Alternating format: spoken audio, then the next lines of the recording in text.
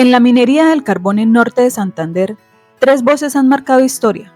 Don Alberto, con décadas de liderazgo que fortalecieron a la comunidad minera. Xiomara, quien hoy abre camino como mujer empresaria minera. Y John, socio y fundador de su primer título minero, consolidando el legado familiar. Han construido, transformado y dejado huella en la minería. Y en este episodio sabremos cómo. Señores, bienvenidos a un nuevo episodio de Un Café con Propósito. Hoy me encuentro con una de las familias más emblemáticas de la minería de Norte de Santander, con más de 50 años de trayectoria en este gremio, brindando soporte en las épocas de crisis a cada una de las familias que ellos han podido dar oportunidades. Les estoy hablando nada más y nada menos que de la familia Otero. Bienvenidos. Realmente para mí es muy gratificante que me hayan invitado, porque ni siquiera fui yo la que invité, fueron ellos los que me invitaron. Gracias, John, por la invitación, por estar aquí, por darme la oportunidad de escucharlos, por darle la oportunidad a muchas personas de que los escuchen y que conozcan pues todo este camino y toda esta trayectoria. Bienvenidas. Gracias, a usted por esta invitación y por estar acá con nosotros. No, gracias a ustedes. Bueno, don Alberto, cuénteme, ¿cómo ha sido esa trayectoria? ¿Cómo empezó todo el tema de esta herencia, de todo este legado de la minería? Gracias por la oportunidad que nos dan de estar aquí reunidos y contar la historia del carbón. A ver, yo llegué al norte de Santander en 1971. Empecé la minería en el 76, en Carbones Barrero. Era la empresa que funcionaba en ese momento como minera en norte de Santander. No habían otras empresas así grandes que trabajaban, pero unos obreros que era totalmente diferente. Esa empresa creció muchísimo, que alcanzó a tener 500 trabajadores. Y también creció muchísimo porque llegaron los intereses de Somoza a ser socio de esa empresa. Ahí fue cuando le cambiaron el nombre de Carbones Carrero a Minas Maturín. Estamos hablando de años. Años, sí. Eso fue en el 76, 77, hasta 98. Fue ese trayecto, pero en eso, cuando empezó Maturín, yo estuve como presidente del sindicato por 10 años ahí manejando esa situación. Se empezó a ver mucha carga prestacional. Ganaban más los trabajadores enfermos que los mismos que trabajaban. Y una de las luchas mías era que cada año se le diera un reajuste a los limitados, porque no era justo que hubieran dejado toda la vida, toda la salud, y después se quedaran sin salario, que les quedara quieto el salario. Entonces esa era mi lucha. Y eso llegó a fracasar la empresa. También porque llegaron unos ingenieros paisanos aquí, el amigo de Medellín, como ingeniero de minería para mejorar las condiciones de la empresa. Y ellos quisieron, llegaron y aprendieron cómo estaba la minería en el norte de Santander y cogieron conocimiento del manejo de exportación y de trabajar, y a través de la empresa sacaban cosas para montar otras empresas. Cuando ellos montaron las otras empresas, entonces ya dijeron, no, nos vamos de aquí, chao. Y ellos se convirtieron en enemigos de Minas Maturín, hasta que llegó y fracasó. Entonces nosotros también entramos en el reparto de la herencia de Minas Maturín, cuando nosotros empezamos como ex trabajadores a reclamar. Entonces fue cuando montamos una empresa en la selva, y ya entonces se nos vino el gobierno encima porque éramos ilegales, que no teníamos la licencia minera ni nada. Y estando el presidente Pastrana, nos mandó a cerrar la empresa y nosotros le paramos. Entonces, cuando vieron el problema tan grande, quisieron formar un consorcio para poder dejar trabajar a la gente. Ahí fue donde nacieron 3 consorcios aquí en Norte de Santander. Entonces nosotros ya nos hicimos socios de ese trabajo y empezamos a trabajar. Empezó en el 98, empezamos a trabajar en Cochela. Y ahí se montaron 6 empresas. O sea, después de las 3, fueron 6 ya. Ya fueron 6 empresas en esa zona que nos ubicaron, que a cada uno le entregaban su área. Y trabajamos ahí, yo trabajé hasta el 2020 ahí. Hubieron problemas, al principio trabajé como gerente y, y me sacaron. Y yo de mucha preparación en la mina, bastante. Ellos llegaron y en un año acabaron. Entonces cuando acabaron me llamaron. Bueno, que se pinchó la veta, que ya se acabó la mina. Entonces yo me fui y había un trabajador amigo mío, clávese, Con permiso que llegó el que sabe. clávese. Al metro estaba la veta. Y vuelve a tapar y déle quieta. ¿Cómo que véngase usted para que? Sí, sí, pero si me dan un contrato de operación. Y yo, no. Cuando ya me dieron el contrato de operación, entonces ya empecé otra vez, pero ya lo habían dejado hasta contaminar, porque ya faltaba aire y todo eso. Entonces, cuando yo ya la recibí, me fui con de Roberto García. Le dije, Roberto, necesito que me bilance. Yo, hágale. Y empecé, nos tocó en una semana sacar ventilación para darle vida a la mina. Gracias a Dios se pudo hacer. Y empezamos eso fue en el 98. Y duramos. Eso fue en el 2000. No, yo empecé el contrato en el 2000. 2000. El primer contrato. El primer contrato en el 2000. Y llegó a llegar una mina de 5 toneladas, Hasta 2000. Una mina y con 5.000. dos niveles. No, 2 niveles y buenos niveles. Se estaban produciendo más o menos entre 5.000 y 6.000 toneladas. Y aprendimos el trabajo.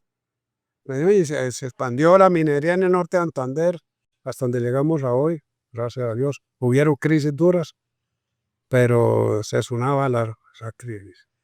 Esta sí es una crisis muy dura.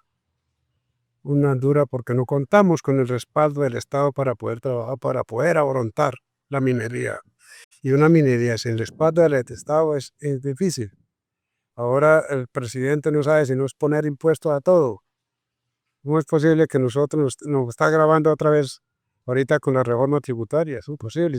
Si esa reforma tributaria vuelve a salir aprobada, la minería se acaba.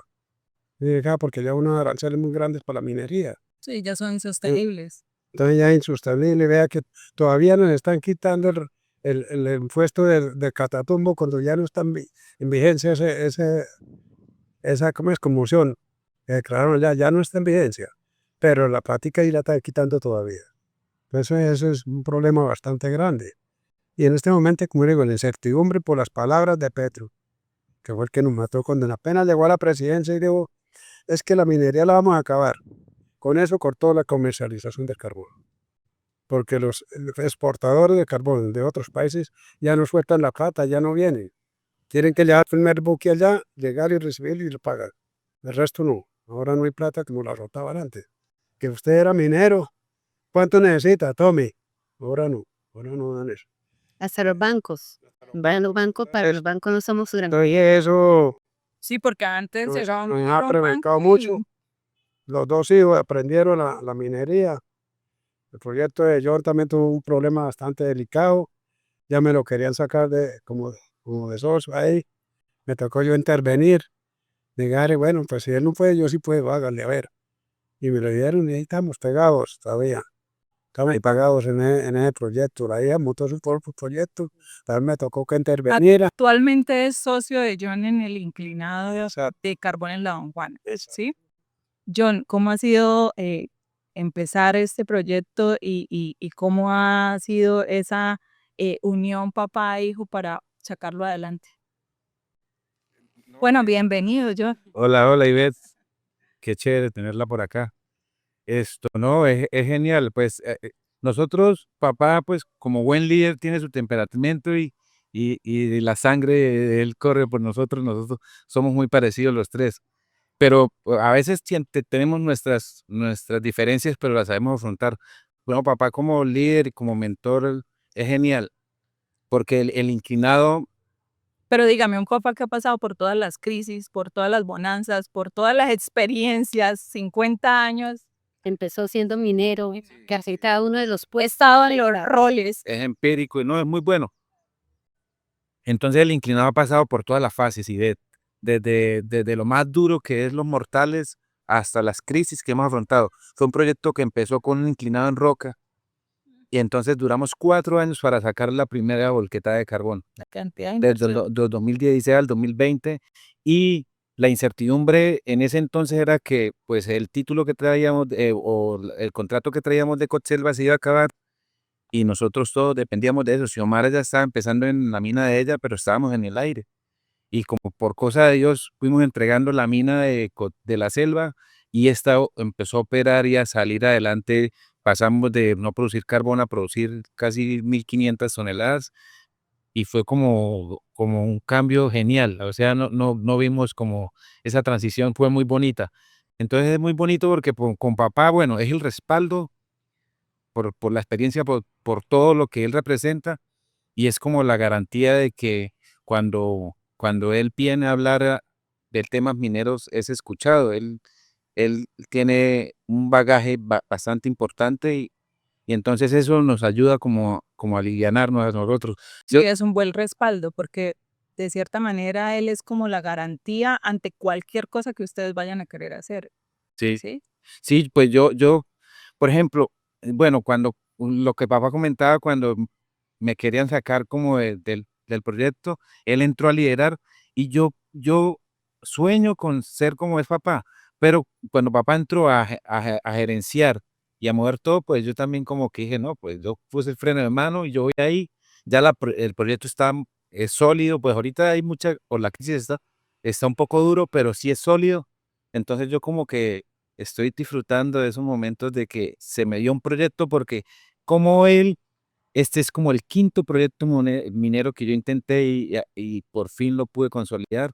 Entonces, usted sabe, minero uno prueba y le va mal y prueba y prueba. Afortunadamente, hubo uno que Salió, salió adelante, que se dio. que se dio, sí. Xiomara, el rol de mujer dentro de estos dos hombres le ha permitido, asumo, que poder levantar también su proyecto en Sardinata. Más que el apoyo de ellos, ¿cómo ha sido ese camino y esa, digamos, esos retos que ha enfrentado para poder iniciar este proyecto? Bueno, y ve, sí, Sardinata para mí fue un reto, es un proceso que inició como en el 2012, un proyecto. eh, Ha sido de muchos altibajos. Sí, primero llegar a un municipio, pues yo soy de Bochalema, llegar a Sardinata, no conocía mucha gente de la comunidad. Entonces entrar allá es un municipio que es, igual que el gremio de nosotros, es muy machista. Entonces ver a una mujer como liderando, entonces empezar a ganarme el respeto tanto de mis vecinos, porque somos un área especial de reserva minera, somos alrededor de 25 mineros tradicionales formalizados, ¿sí?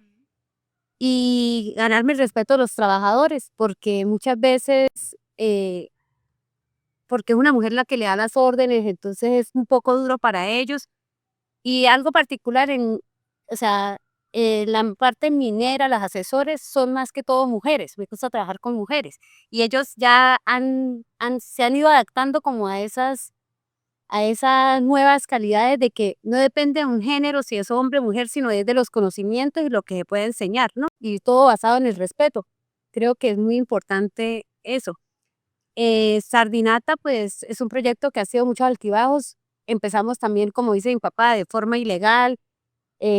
Muchas veces nos llegó la policía, sacarnos los trabajadores, presentárnoslos como si estuviéramos haciendo una actividad ilícita, cuando realmente estábamos era en un proceso de formalización. Desde el 2015 tenemos un área declarada de reserva especial minera y pues nos hemos ido consolidando y con el paso del tiempo pues hemos podido formar como una asociación que nos representa y estamos a la espera de pues que nos aprueben los planes de las licencias tanto ambiental como la licencia minera para el municipio. Eh, a diferencia de mi papá, pues yo sí logré y pude quedar como titular minera de ese proyecto. Buenísimo. Sí. Y también ha sido de muchas altibajos. Por ejemplo, yo ya va el del 2012 con un nivel establecido y mi papá fue a conocer la mina en el 2017. Cuando mi papá llega y me dice, usted se equivocó, usted lanzó el túnel por acá y el túnel tenía que ser por acá. Usted sabe que más o menos el costo de un túnel, avanzar 1 metro es como 1.000.000, 1.200.000, con todas sus... Ya llevaba 4 años de... Sí, o sea, ya hemos avanzado 450 metros y mi papá me dice, no, es que tiene que lanzarlo. Yo le digo, pero papá, o sea, usted sabe toda la inversión que se ha hecho, no, pero es que tiene que ser por ahí. Y él pues es un poco terco y pues obedeciendo de cierta forma lo que él me dice, empezamos a trabajar el túnel por ahí. En el 2020 yo logré unir los dos túneles. O sea, llegué con el túnel nuevo al túnel antiguo. Y o sea, en agencias hasta me decían, es la primera vez que en una minería subterránea, plana, va a tener entrada y salida. Entonces yo soñaba con que esa iba a ser la ruta para cualquier caso de emergencia y eso. Y como a los 3 meses, derrumbo total, el túnel se perdió. O sea, si yo no le hago caso a mi papá, ahí hubiera quedado bloqueada yo como minera porque fue un derrumbe total de más de 300 metros que era imposible pasarlos. Entonces, fue una mina y ahí fue cuando le cambié el nombre a la mina. Le puse Renacer porque si no hubiera seguido el consejo de mi papá en ese momento, yo no hubiera podido seguir con el proyecto minero. Y estaba avanzando. Bueno, buenísimo.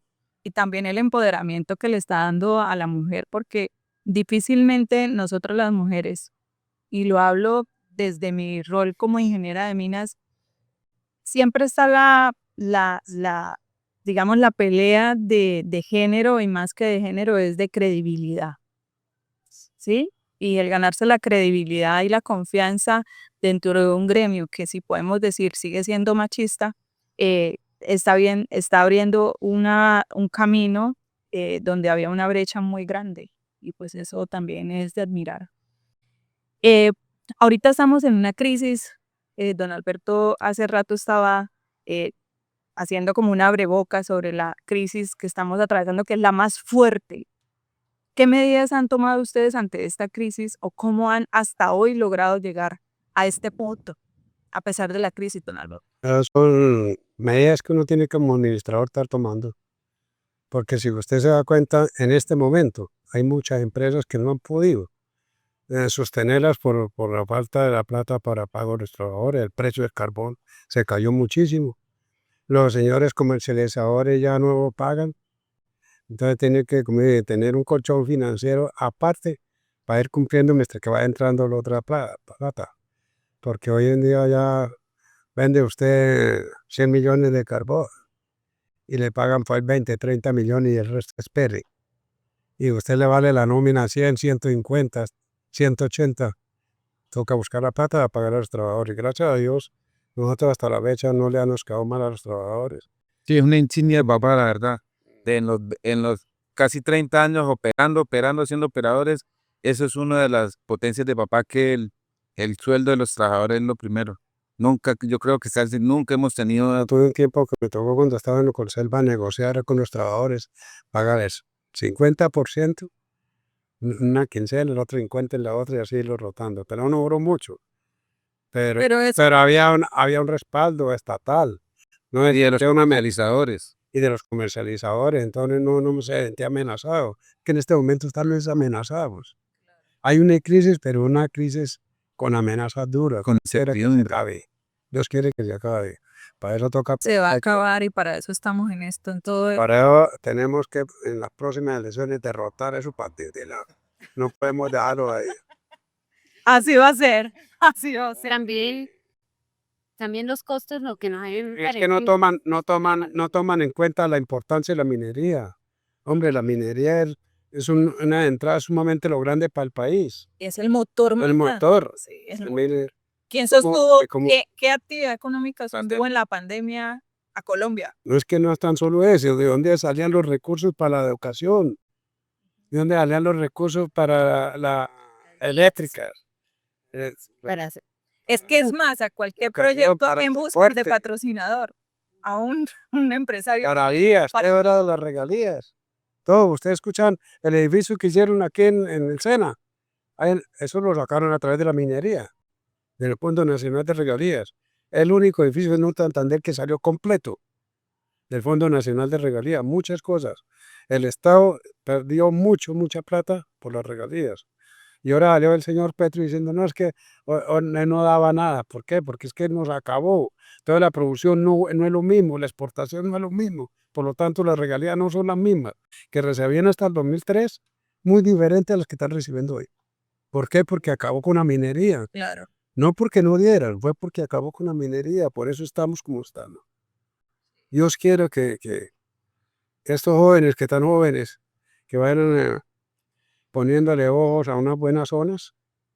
Usted como ingeniero que sabe trabajar los títulos mineros, Ya títulos pocos, ¿no?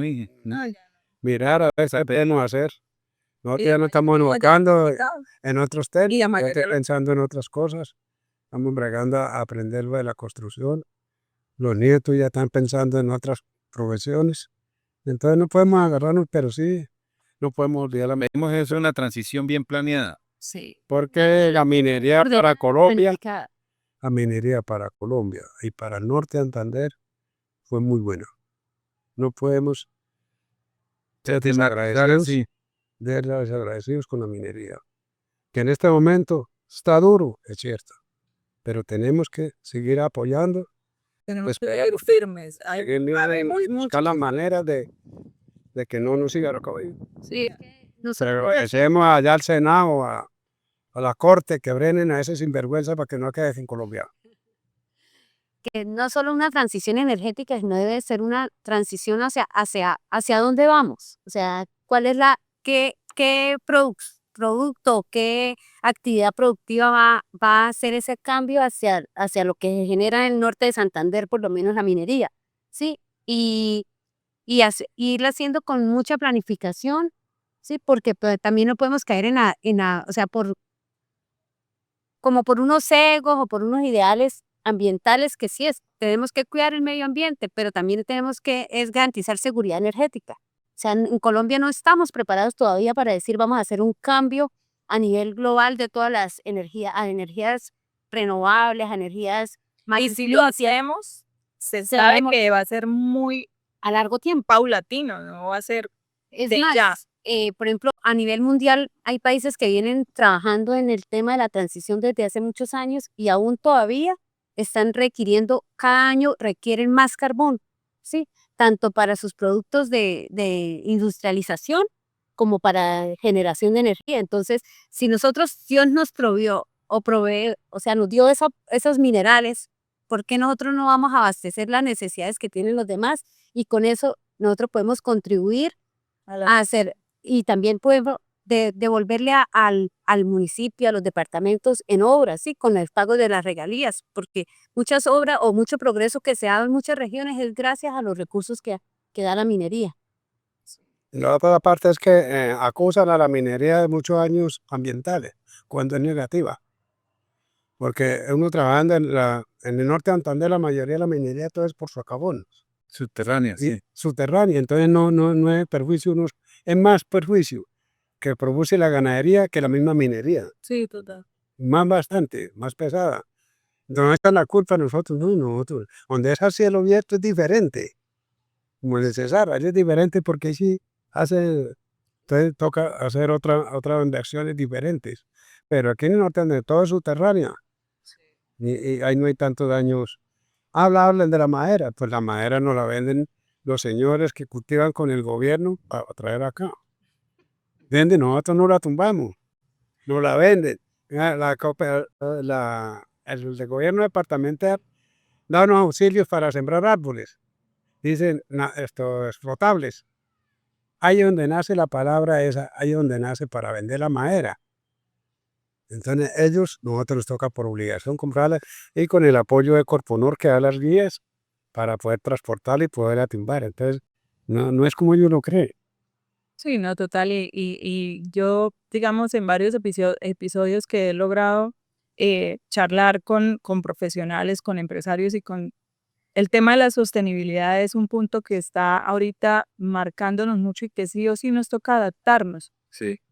Entonces, esta transición nos ha permitido también a nosotros probar y bien sabemos que si la inversión no nos da para tanto en una época de crisis, hacemos lo posible. Claro. ¿Sí? Hacemos lo posible, estamos tratando de invertirle al tema de sostenibilidad. Entonces, John y Xiomara, ustedes tienen proyectos nuevos, ¿sí? Todo este tema de sostenibilidad, ¿cómo lo han ido adaptando para poder operar de manera que no interfieran y no sigan, digamos, tachándonos de que la sostenibilidad o que el daño al medio ambiente o que no estamos aplicando todas estos criterios que nos muestran las normas y el gobierno prácticamente. Pues nosotros tenemos un caso puntual que somos pioneros ahí en Carbón en la Don Juana, debido a que el inclinado se nos derrumbaba mucho, teníamos problemas de sostenimiento y pensando como en apoyar o hacer un aporte ambiental, entonces se nos vino una idea y con tubería petrolera de segunda, de perforación petrolera, empezamos a hacer las puertas de la mina. Entonces ganamos seguridad en sostenimiento porque una puerta de madera nos duraba 3 meses, 4 meses, donde había muchas presiones y ahorita nos duran 3, 4 años. Y por el tema ambiental, pues estamos disminuyendo el consumo de madera, Claro. que es lo que como que la sociedad está buscando, ¿no? Como que tengamos algo de impacto ambiental, de como de disminuir el impacto ambiental. Entonces, por ese lado, nosotros le estamos apostando desde hace tiempo. Y también estamos utilizando el arco en las partes donde es muy insostenible entonces le pusimos arcos de acero. Bastante, se va poniendo ese arco y eso es Por ejemplo, en Sardinata, para 10 años. yo lo que hago es, o sea, yo el manejo de estéril, ¿sí? Yo no saco estéril de la mina, todo se embolsilla, ¿sí? Y se está reutilizando. Entonces no estamos sacando estéril para contaminar más a las zonas aledañas o las zonas... No tienen botaderos. No tenemos botaderos. Todo se hace un trabajo de embolsillarlo, la peña dentro del mismo, y eso también nos ayuda a dar sostenimiento. El manejo de las aguas, se sacan las aguas y por medio de una cuneta, las llevamos a una planta de tratamiento, se trata de filtrar y esa agua se reutiliza para los baños, los sanitarios de los trabajadores y ya entra pues o sea, la que cae al río, porque yo estoy muy cercana al río Sardinata, ya es una agua que va con un proceso de una planta de tratamiento, entonces va un poco más limpia sin tantos gases. Sí, eso. Don Alberto, usted ha estado en el tema político, ¿sí? ¿Cómo ha logrado fusionar ese tema político con la minería? Y de cierta manera, ¿cree que le ha servido para de pronto abrir puertas, no solamente para usted, sino también para sus hijos? Pues le quiero manifestar que la minería fue la que me volvió política. Buenísimo.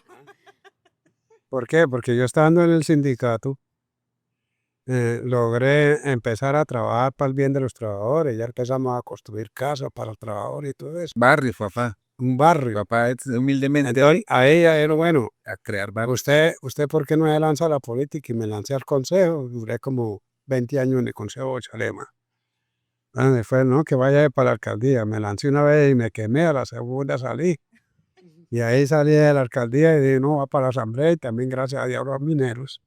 Todo con el apoyo de los mineros logramos llegar a la asamblea también. Y ahora, últimamente también volví a lanzar para la asamblea, pero tuvimos una discusión con el partido, entonces me dijo, pues queden ustedes que vienen de la política, yo no vivo de la política. Pero yo no voy a ser payaso de nadie aquí. Sí. Entonces me retiré. John, digamos que es la cara joven de la familia y vienen muchas generaciones que de pronto quieran. Perdón, ella también salió al consejo por la política. Ah, sí. Chalema, sí. ¿Sí? ¿Y cómo fue esa experiencia? No, pues muy buena. Sí, cuando mi papá fue alcalde, pues yo tuve la oportunidad de ser como la gestora social. Entonces eso me permitió, y desde ahí como que esa espinita del trabajar o sea, la parte social por la comunidad se me quedó sembrada. En el 2015, pues fui candidata al consejo, salí electa concejal, se hizo un buen trabajo pues se manejaron muchos temas y lamentablemente pues uno como concejal simplemente puede dar proyectos, liderar cosas, pero quien ordena todo es el ejecutivo. Entonces, pero se hizo un trabajo y lo que sobra. Y lo que a mí me queda la satisfacción fue que por lo menos cambié como en algo la visión del consejo, ¿sí? Porque muchas veces llegaban allá, era como, ¿qué me va a dar el alcalde? ¿Qué es esto? Entonces, no, o sea, nosotros venimos acá es al servicio de la comunidad.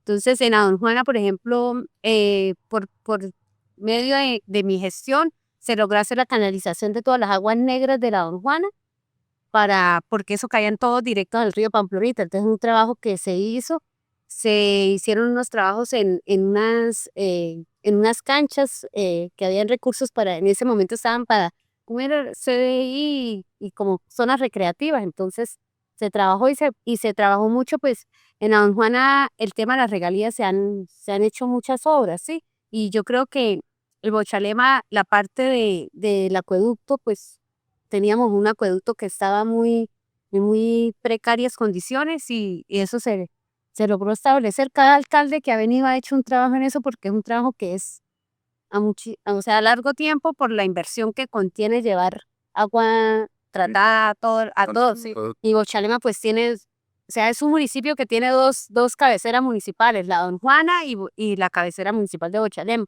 Entonces tienen que hacer tanto obras en las dos partes, ¿sí? Pero fue una experiencia bonita, o sea, ahí siguiendo los pasos Probando un poquito de la polio. Cuando yo fui alcalde, ignoré los recursos de agua potable y saneamiento por 15 años con la empresa departamental de aguas. Pero eso fue una ganancia para el municipio porque la inversión que se hizo, la primera inversión que dieron fue de 1.800 millones para la empresa departamental y nosotros no alcanzábamos a recoger 500 millones en un año. Entonces, o cedemos, pero no, o las obras que hicieron plantas de tratamiento y todo eso, mejoró muchísimo Bochalema. Eso, gracias a eso. Después los otros alcaldes me agradecieron. ¿Qué me dice eso?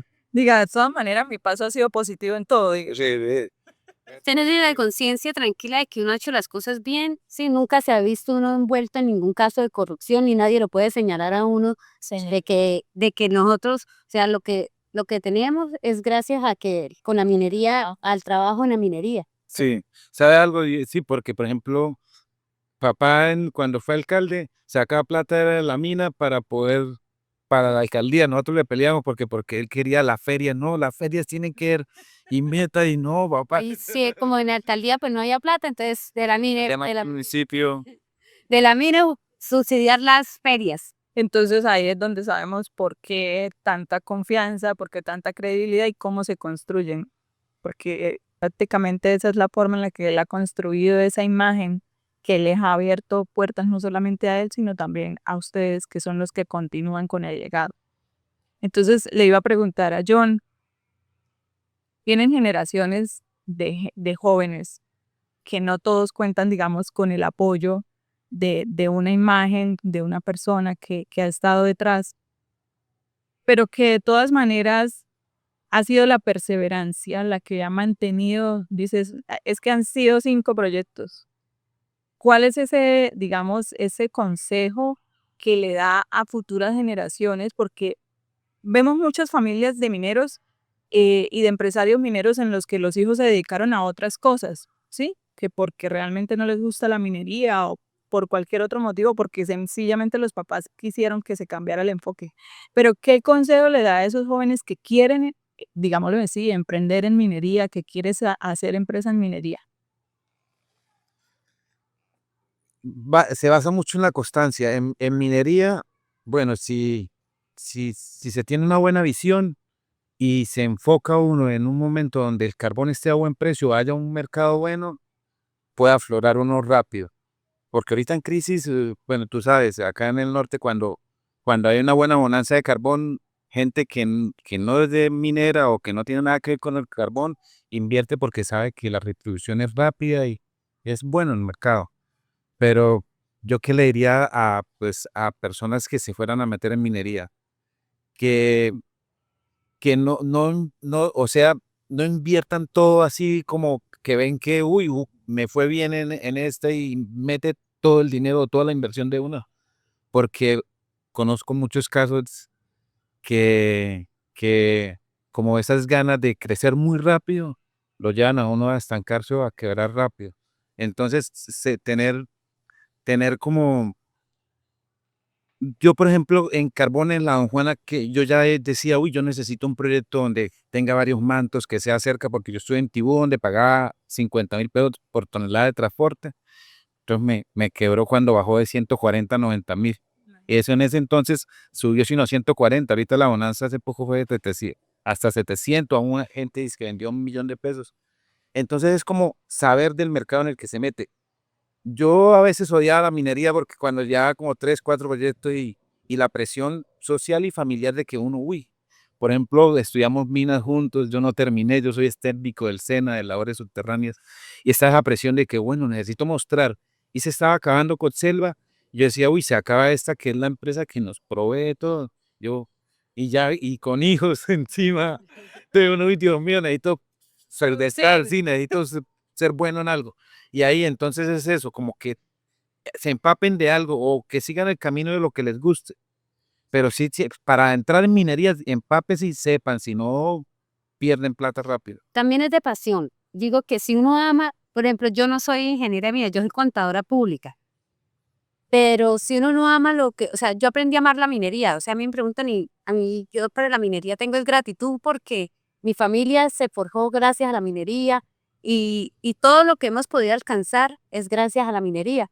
Pero también porque hemos sido, o sea, mi papá nos ha enseñado de primero, ¿qué es lo más importante? El bienestar y el cuidado de nuestros colaboradores, de la gente que está. Entonces, siempre eso es como un pilar como en cada uno de nosotros. O sea, primero que nada es protegerse ellos, cuidarse ellos, sí, porque si ellos están bien, nos van a rendir, van a esto. Y tenemos trabajadores que tienen con nosotros muchísimos años. 15 años. Entonces, yo, por ejemplo, inicié la minería, yo tengo trabajadores que están conmigo desde el día 1. Entonces uno dice, bueno, si han estado y esa estabilidad es porque se han sentido identificados con lo que uno les ofrece, ¿sí?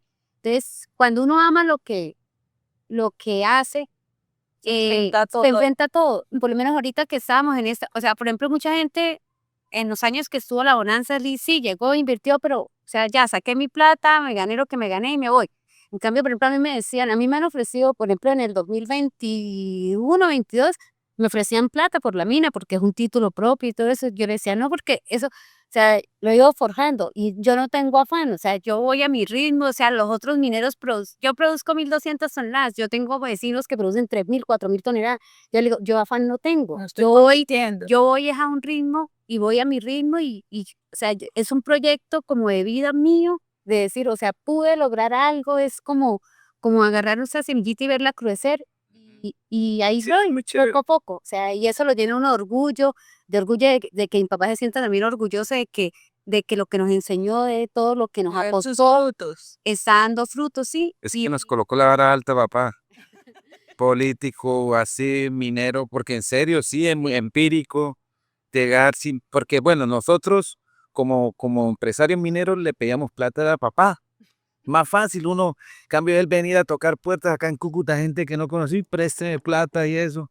Era muy difícil. Sí. Ahorita, y todo el transporte, conseguir máquinas era más difícil en ese entonces. No, todo, mi admiración. Sí, porque él tiene, o sea, uno va y dice, yo soy la hija de Otero, vengo a que me fíen un compresor. Listo, bueno, llévelo un tiempo, practíquelo y si le sirve negociamos y todo. Entonces, como que la garantía, a ese hasta lo llaman, no, es que tal negocio y se consigue. Yo le dije, el negocio lo hizo conmigo, no con mi papá, porque a veces sí. Entonces, Puro respeto. sí, o sea, como que mi papá autoriza todo, o sea, entonces el nombre de él pesa mucho como en el sector, ¿no? Sí, claro. Yo le diría que ser minero no es fácil. Mucho peso, mucha responsabilidad y mucha plata. Usted no puede decir que voy a montar una empresa minera con 300, 400 millones. Es mentira. Mentira porque la inversión es dura. Eso vale ya un compresor. A uno le dicen, no es que los bancos prestan para la minería. ¿Cuánto prestan? Hasta 80 millones. Una nómina nos vale 150, 180. ¿Cuánto vale hoy avanzar un metro en roca? Vale 300. Entonces, la inversión es muchísima. ¿Cuánto vale un compresor ahorita? 220. Depende, sí, de la capacidad, pero sí. Todo se subió. Nosotros comprábamos la carrilera a 40.000, a 50.000. Hoy cuesta 300 un riel. Lo que decía Xioma, sí, de pandemia para Entonces, los la costos plata, todos la se plata es aumentan, mucha todos la los que para ministros, invertir. muchísimo. Entonces usted llega a montar un proyecto, si no tiene los recursos, abre a casar. Lo que le pasó a mi hijo, o sea, fue a Patibú, para Sarazar y empezó a mirar proyectos, pero no podía porque no tenía la plata. Claro. Y Entonces, digamos, John y Xiomara, quisiera de pronto que me contaran cada uno una crisis en la que ustedes vieron a don Alberto lucharla. Una crisis de papá. Pues una crisis así, un momento, no crisis, pero un momento de crisis así fue cuando papá en Cochelva, vivíamos en La Don Juana y pagaban ahí mismo, pero eran como 30 trabajadores. Llegó la gente por allá hasta la casa, a que necesitaban la plata de la quincena. Y no, o Vamos a sea, poner la cara. poner la cara así, saber que vinieron dos y se llevaron la plata de todos, así como. Y crisis también de mercado, donde papá aguanta. Ahorita, la 2025, me gusta mucho porque él sabe afrontar las crisis. Ya he visto mineros como él y, y caen, derrumban. Yo no sé, el talante de papá y bacano. Uno como que pega esa sombrita a ese arbolito. Bueno, yo sí viví con mi papá la crisis, lo que él dijo, cuando él era el gerente y lo sacaron, sí, y que volvió, o sea, y fue época, pero mi papá siempre ha sido una persona muy resiliente, o sea, bueno, si esto vamos a comprar, por ejemplo, si nos tocó hacer lo que sea, o sea, el trabajo no es deshonra, entonces en ese momento que montar una bodega, sí, una tienda, una bodega como allá en la Don Juana, y empezar esto y venirnos para Cenabastos, irnos para Pamplona, comprar víveres y todo eso, o sea, vender ahí productos, o sea, era como el supermercado, digamos, en ese momento más grande de la Don Juana, sí, y entonces cuando ya, y ver la entereza de él, por ejemplo, cuando, o sea, le volvieron a llamar, o sea, como que en un año acabaron todo lo que él había hecho en años anteriores, y entonces cuando lo volvieron a llamar, sí, pero voy en estas condiciones, o sea, su inteligencia para decir, porque es que yo vuelvo y les levanto la mina y me vuelven y me sacan, entonces no, a mí me dan un contrato donde yo pueda garantizar una estabilidad. Otra crisis que vimos en el 2010, cuando la ola invernal, que se llevó totalmente la carretera, sí, que acabó con Gramalote. Y se llevó parte de la vía, Alcalde, ¿no? y mi papá era el alcalde, y pues, eso sirvió porque me mandé lo que. Pero no fue malo. pero también se ganó una demanda, y eso, porque le tocó esto, como quien dice, para hacer la vía, ¿cómo se llama eso? Expropiar. Expropiar como, bueno, no sé cuántos metros para poder hacer la vía, entonces que como él tenía intereses, o sea, por el que la mina la teníamos O sea, allá, o sea, la historia es que como papá tenía la mina para el sector y era alcalde, la señora de la finca cuando la crisis y la vía era por ese sector, entonces llamó a papá, bueno, vamos a negociar y usted coge una parte y no, papá dijo, no, yo no puedo hacer eso, yo no, yo a lo que esté en la ley, lo que esté en la avalúo catastral le pago esa parte porque está incomunicado 2 o 3 veredas, entonces necesitaban sí o sí hacer la vía urgente, entonces estaba como esa. Negociamos, ¿cuánto pide usted por él? Vale 300 millones y eran 2,5 hectáreas. Mi señora, ¿usted está loca o qué? ¿Cómo me va a pedir 300 millones por 2 hectáreas ahí que la tierra no está clara? No era. Entonces, mire, vamos a hacer un avalúo y lo que mande el avalúo yo le pago. Si el avalúo dice que da 300 millones, pues se lo doy. Pero que me lo diga la norma, no que me lo diga usted. Es la norma. Me ha llevado hasta una botella de whisky a ver si me emborrachaba para ver si yo lo hacía. ¿Ah? Entonces, cuando ya llegaron el avalúo, me lo valoraron en 14 millones de pesos. El pedazo que le iba a expropiar. Y ya yo le mandé, le dije, ponga, cobre bien a los paros, le pagué 16 millones. Que no quiso recibirlo, bueno, vaya para el banco, para el juzgado, allá al banco agrario. Allá la deposité. Y eso me mandó por todos lados. Yo tenía el decreto del presidente. No estaba santo del presidente que sobre el decreto. Y tiene que expropiar, expropié. Y yo se lo apliqué. Le expropié a la brava. Y hice la carretera. Pero sí era una emergencia. Era en pro de la comunidad también. Pero sí, y eso Estaba Urania incomunicado. Eso fue o sea, nos dejó como 3 meses sin poder tener actividad actividad minera porque fueron 3 meses mientras se restablecía toda la carretera y el paso.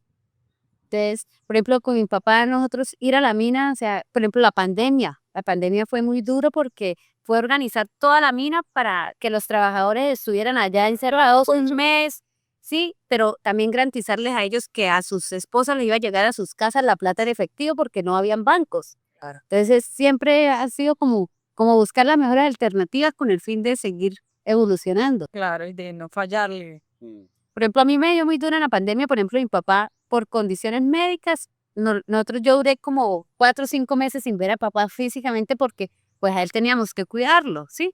Entonces nosotros no podíamos verlo ni nada, todo era videollamadas y entonces iniciar uno como otro estilo de comunicación, ¿no? Duro. Bueno, don Alberto, ya le pregunté a ellos cómo fue la crisis, cómo lo han visto en las crisis. Ahora yo le pregunto a usted, ¿qué siente ver a sus hijos enfrentando las crisis? Me preocupo. Me preocupo porque uno se preocupa por los hijos mucho. Y más si cuando está interés de por medio de lo que subsisten. Entonces uno tiene que estar pendiente de ver en qué los puede ayudar, qué puede hacer para que ellos no sufran tanto. Porque uno sufre. Si uno ve con esta crisis, yo no duermo casi. Pues me despierto y dirán, ¿será que me van a recibir carbón o no me lo reciben? ¿Será que me lo van a pagar o no me lo van a pagar? ¿Será que no puedo pagar a los trabajadores? Que no me pagan, ¿cómo respondo? ¿Cómo se Todo- viendo el colchón? Sí, entonces, todo eso le preocupa, es una crisis de la política. De todas las más duras es esta. Fue eso que pasó, pero había una confianza, una credibilidad, ahora no la tenemos. Y si no hay credibilidad y ni un apoyo del Estado, peor. Tal vez. Ahora tuve una crisis dura y me tocó llegar y pararme de por medio y decir, bueno, aquí también mando yo. Sí, digamos. Pues vamos adelante, yo. Es que también, Sardinata, el tema de seguridad. Seguridad muy Uy, Sardinata, El tema de seguridad. Esa zona siempre ha sido más difícil de manejar que esta zona de Hay unas partes que no puedo hablar. Sí, yo tuve una y pues lo importante es siempre tener el respaldo de la familia, ¿no? Sí, sí. Ahorita, por ejemplo, yo estoy pasando que apareció un pinche, entonces, por ejemplo, hoy estaba reunida con mi capataz, me dice, no, es que yo voy a hacer lo que dijo Alberto, mi papá, entonces, le dice, yo ya decidí que yo voy a hacer lo que él dijo que hiciera tal cosa y tal cosa, yo dije, bueno, si él lo dijo, o sea, ya ahí sí no podemos hacer nada. Da la última palabra. Sí. Bueno, pues yo creo que ya para terminar, quisiera que cada uno me dejara como un mensaje para el gremio, más que para futuras generaciones y demás, para el gremio. Puede ser un mensaje de esperanza, un mensaje de fuerza, que quiere cada uno decirle al gremio desde su posición actual y desde toda esa lucha que han tenido, ¿qué les quieren aportar? Para hacer esto, quiero hacer un llamado a todos los mineros del norte del Santander, que esta crisis que estamos padeciendo tenemos que mejorarla, tenemos que aportarla. Pero no hay sino un solo motivo, es unirnos. Unirnos y saber qué vamos a hacer el año entrante en las elecciones presidenciales para nosotros poder seguir subsistiendo. Necesitamos unirnos todos, la minería, el proyecto minero del norte de Santander, el 70% de empleo lo tiene la minería. Necesitamos unirnos para reservar y seguir garantizando la mano de obra de esta gente. No podemos dejarlos que se vayan a las calles a aguantar ambas. Entonces, si los mineros nos unimos y tratamos de ganarnos a un presidente que apoye la minería, estamos salvados. Si nos vuelven a ganar, estamos muertos. No hay nada que hacer. Tenemos que recoger y vamos. Xiomara.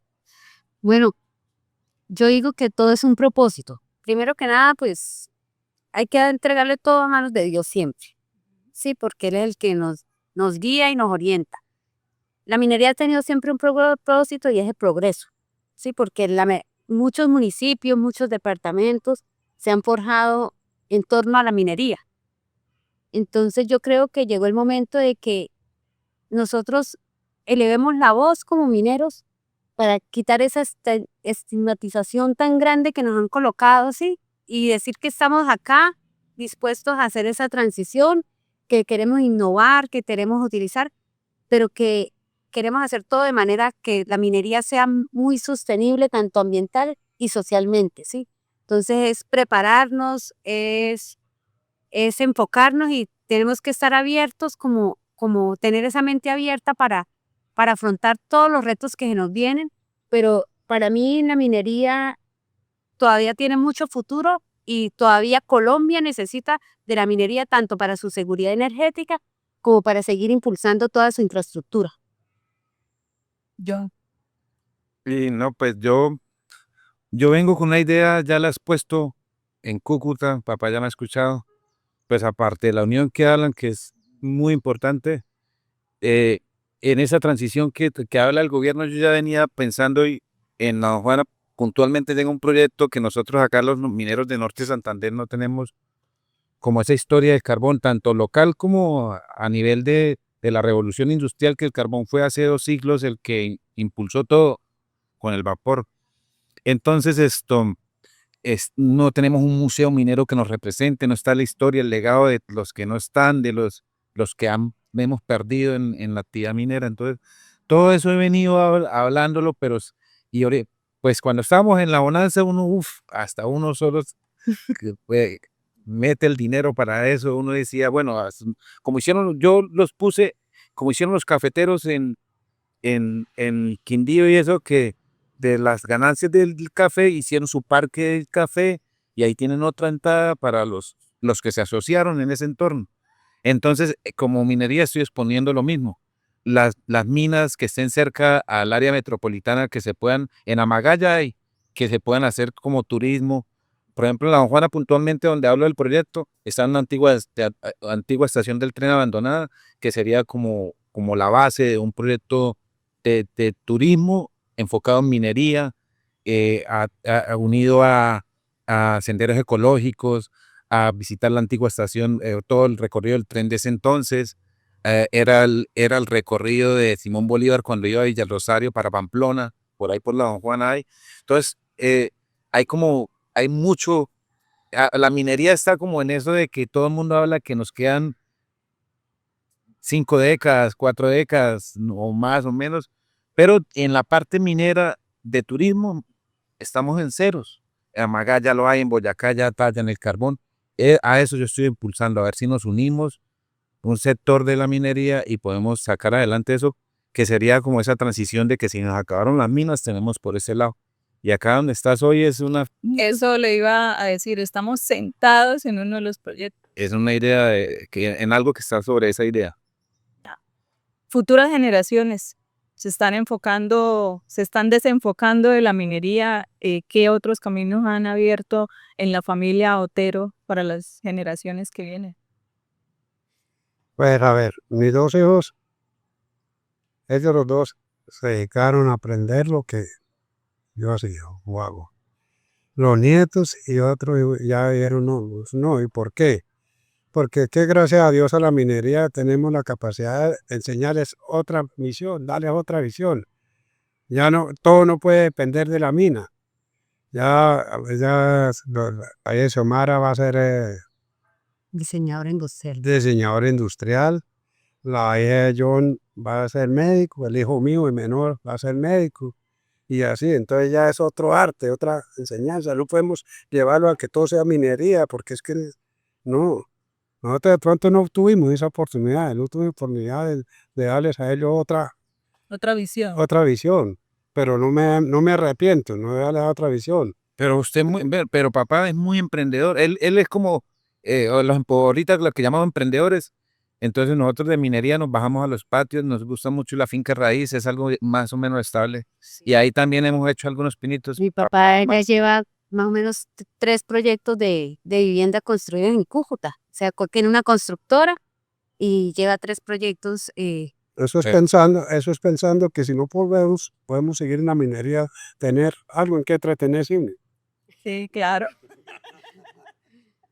Bueno, pues nada, yo realmente estoy muy agradecida por este espacio que me dieron, que me regalaron para mostrarle pues al mundo, porque prácticamente esto se muestra al mundo lo que es la minería de nuestra región, de lo que es Norte de Santander, de lo que es la gente de nuestra región en el tema de minería, de cómo hemos salido adelante, de cómo las crisis, de cómo los retos, de cómo la evolución, de cómo nos transformamos y de cómo cambiamos y le damos un enfoque diferente a la minería, adaptándonos a tantas normas y a todo lo que nos imponen. Entonces, realmente para mí es un honor haber estado aquí con ustedes como familia, que lo digo cuando John me dijo, yo creo que yo no esperaba que yo detrás del teléfono estuviera. Cuando me dijo, ¿por qué no viene y hace una edición especial? Para mí realmente es muy gratificante. Gracias, John, por ese voto de confianza, y que esto pues sea una voz para muchas personas y para muchas empresas y para muchas familias, porque hay muchas familias de mineros, de empresarios mineros que han sacado a sus familias adelante y que han evolucionado gracias a la minería. Entonces, pues nada, muchas gracias a ustedes por estar acá. No, gracias. A usted por darnos esta oportunidad de dar a conocer Nuestra historia. nuestra historia. Sí, eso es la minería. Que este año nos han operado En el 75, 76 se trabajan con lámparas de carburo. Ve ahí dónde vamos. Sí. Gracias. Gracias a ustedes. La innovación así muy grande. Sí. A todos, muchas gracias por haber hecho parte de este episodio. Espero que les haya gustado, que lo disfruten. No olviden tomarse su taza de café y poner todo en el que está arriba, que finalmente es el que nos da la voz, el que nos muestra el camino y el que nos enseña que todo es posible mientras haya amor, haya pasión y hayan las ganas de salir adelante y dejar un legado tan bonito. Muchas gracias. Soy Ivette Sánchez y esto es Un Café con Propósito, el podcast. Soy Ivette Sánchez y esto es Un Café con Propósito, el podcast.